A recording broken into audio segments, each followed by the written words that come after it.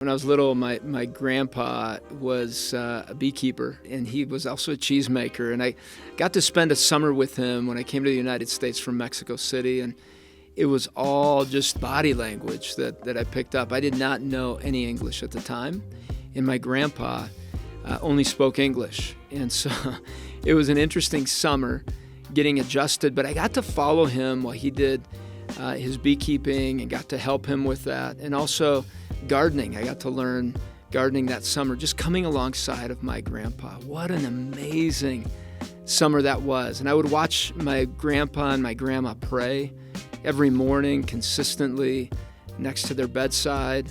And I also got to experience my grandpa being bold and confident in selling his honey.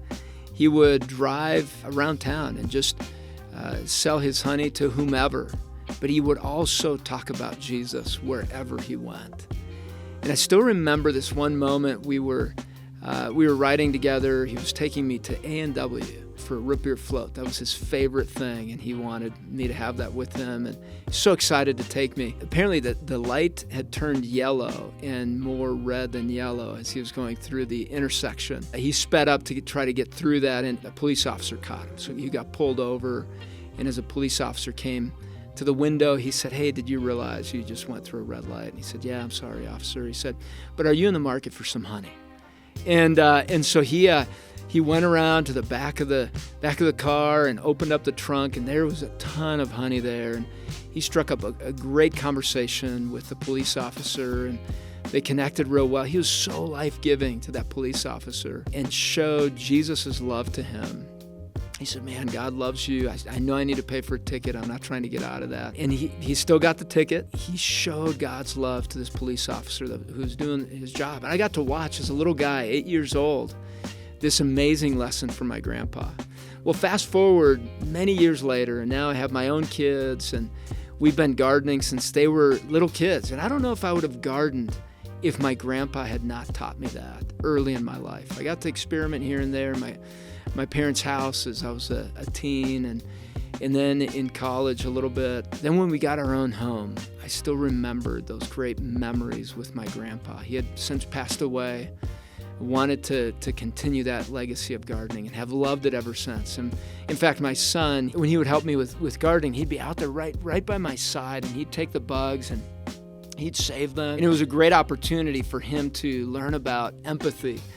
He loved ladybugs. He loved bees. He would hold them. We ended up having bees for a short period of time with a local beekeeper, having bees in our yard, and we would get honey from this beekeeper. And they absolutely loved everything about having the bees in the yard and having flowers and gardening and having vegetables. That was so fun to have a vegetable grow, and we would talk about God's miracle coming from a seed all the way to this big plant, and then we'd have these amazing, nutritious things that God had created. We got to talk about God's creation in our backyard so many times. Over time, my son, by the time he got to a time where he could date, and we talked about being a contributor in a young woman's life. We talked about giving flowers and how meaningful that can be in that type of relationship, showing that you care about someone else and the beauty of flowers. My son and I would talk about that, and he said, "Dad, now that I'm starting to date, I notice that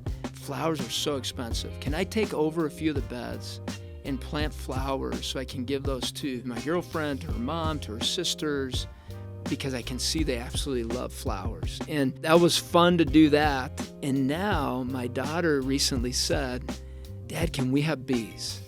Can we have bees at our house? I'd love to do beekeeping." And I said, "Man, yes, let's do our own bees." I had been itching to do that, thinking about my grandfather and the legacy he's left and the beauty of how he talked about the bees and the incredible lessons we can get from the bees and through the bees, and the beauty of what they do and how they communicate and how they work together to accomplish what they accomplish, and the amazingness of going to get pollen, coming back, and bringing the sweetness of honey. There's so much miracle to watching bees do their work. I asked my son, "Hey, would you want to help us with beekeeping because he's going to be getting married here soon, before you go? And he said, yeah, I'd love to learn about beekeeping. And so it's a thing we're going to learn together as a family. We're all going to get into it. My wife is also, she's going to put on the suit, and we're going to go out and try this whole thing out. I'm sure very imperfectly, but we're going to enjoy that honey.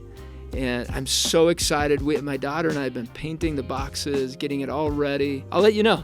This summer I'll be checking and super, super excited, like a little kid waiting for Christmas, for all the bees to make that amazing honey. And we're hoping to get some unique flavors in our honey. Excited to see what my grandpa saw in the bees as he worked with them. Hey guys, make sure to check out the resources in the description below. Like this video, subscribe to this channel, leave some comments below, ask questions. We want to interact with you. We want to hear from you.